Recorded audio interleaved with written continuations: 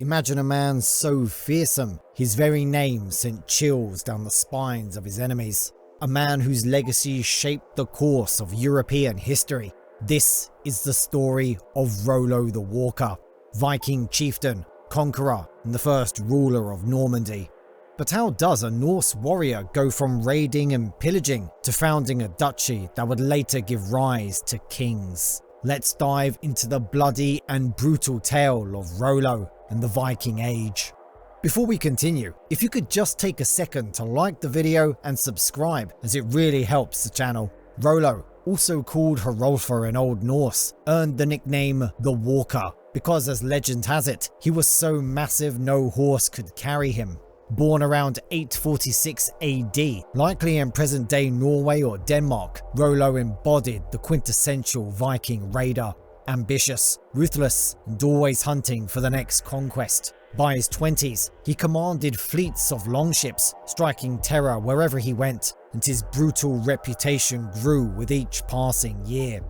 The 9th century was a violent, fractured time in Western Europe. The once great Carolingian Empire, unified under Charlemagne, was splintered under his weaker descendants. In modern-day France, Charles the Bald ruled over a land ravaged by constant war and Viking incursions. The Norse raiders, driven by overpopulation, the lure of wealth, and a warrior culture that glorified plunder, saw the Frankish kingdoms as easy prey.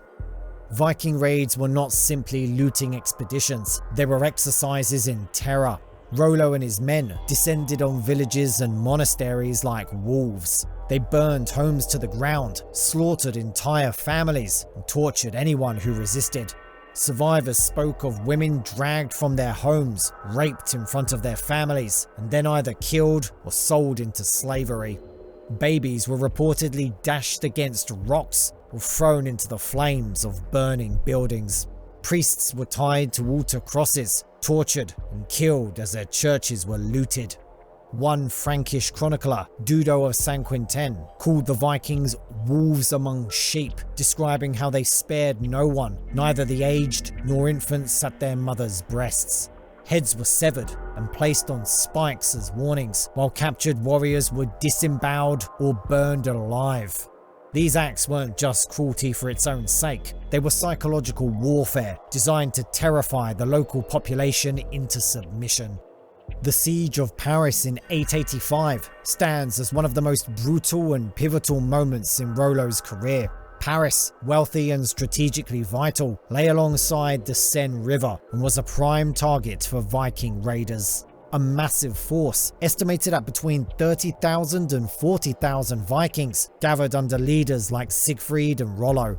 They sailed up the Seine in hundreds of longships, some sources suggest as many as 700, blocking off the river and cutting the city from outside supplies. Paris was defended by Count Odo, a man whose determination and resourcefulness became legendary.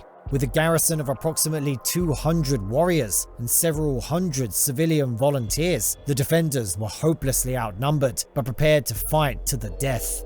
They fortified the walls and prepared for a long siege. The Vikings launched their first attack with fire arrows, battering rams, and siege towers. For days, they bombarded the walls, their warriors scaling ladders, while the defenders rained down arrows, boiling oil, and burning pitch. The smell of scorched flesh filled the air as screaming Vikings fell from the walls, their bodies crushed below. At one point, the defenders set a bridge on fire to prevent the Vikings from crossing the river. Charred bodies floated down the Seine, a grim warning to anyone who would dare to continue the assault.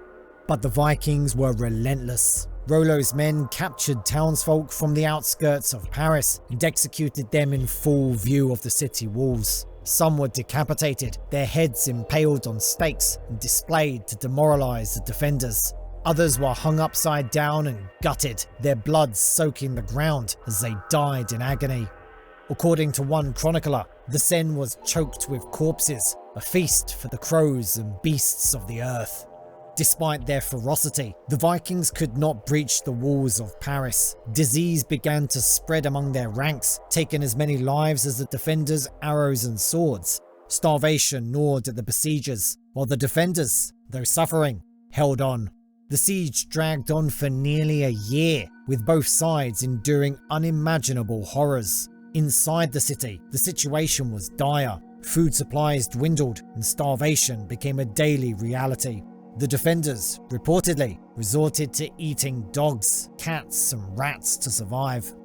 To maintain morale and stave off defeat, Odo employed brutal tactics of his own. Captured Vikings were tortured and executed in horrific ways. Some were flayed alive, their skin peeled from their bodies in strips. Others were tied to catapults and hurled back into the Viking camps, their shattered bodies a warning of what awaited those who dared continue the siege. Ultimately, the Franks resorted to an old tactic: bribery. King Charles the Simple, unable to send sufficient reinforcements, negotiated a ransom with the Vikings. They paid a massive sum, 7,000 pounds of silver and gold, to end the siege. For Rollo and his men, it was a lucrative, if incomplete, victory. The city had resisted, but the Vikings left with their ships laden with treasure, ready to strike again. By 911, Rollo had become one of the most feared Viking leaders in Europe. His raids devastated northern France, leaving villages abandoned and monasteries in ruins.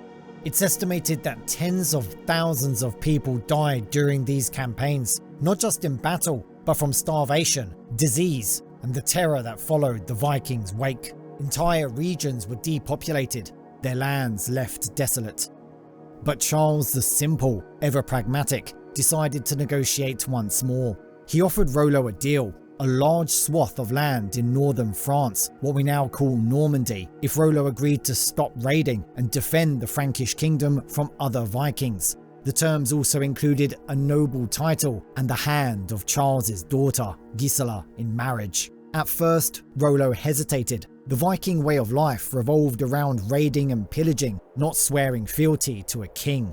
But the offer was too good to pass up. By accepting, Rollo gained a permanent base of operations, resources to support his men, and an opportunity to secure his legacy. During the ceremony to seal the deal, Rollo was asked to kiss the king's foot as a sign of submission. Refusing to stoop so low, he ordered one of his men to do it instead. The warrior, showing typical Viking bluntness, lifted the king's foot so abruptly that Charles fell backward off his throne. Once in control of Normandy, Rollo proved himself as an effective ruler. He enforced strict rules, blending Norse and Frankish traditions to create stability. Under his leadership, Normandy flourished, becoming a prosperous duchy. Rollo encouraged intermarriage between the Norse settlers and the local Frankish population, creating a unique culture that blended Viking and Christian traditions. Yet Rollo remained a man of contradictions. Before his death around 930 AD, he performed one final brutal act. Chronicles claim he ordered the beheading of 100 Christians, perhaps as an offering to the Norse gods he still revered, even after years of ruling a Christian land. And yet, in a paradoxical twist, he donated large sums of money to the church, funding its growth in Normandy. Rollo, neither wholly pagan nor wholly Christian, walked a path of iron and fire, appeasing both the gods and the cross, wrote Dudo of San Quinten. Rollo's story is one of blood and contradiction. Through violence, strategy, and sheer audacity, he turned the tide of history, paving the way for the rise of Normandy, a towering Viking who ended his days with both a blade and a coin. Rollo's legacy is a testament to the chaotic yet transformative power of the Viking Age. But his story didn't end with his death. The Normans he established in northern France would go on to carve their place in history with the same ferocity as their Viking forebears. Rollo's descendants, including the legendary William the Conqueror, would cross the English Channel and claim the throne of England at the Battle of Hastings in 1066. From the blood-soaked shores of the Seine to the rolling fields of England, the Norman legacy reshaped Europe forever. Rollo's conquests may have begun in fire and iron, but they ended with crowns and empires. And it all started with a Viking who refused to bow. Love this dive into Rollo the Walker? Subscribe for more on the Normans and their conquests. Share your thoughts and join our historical journey.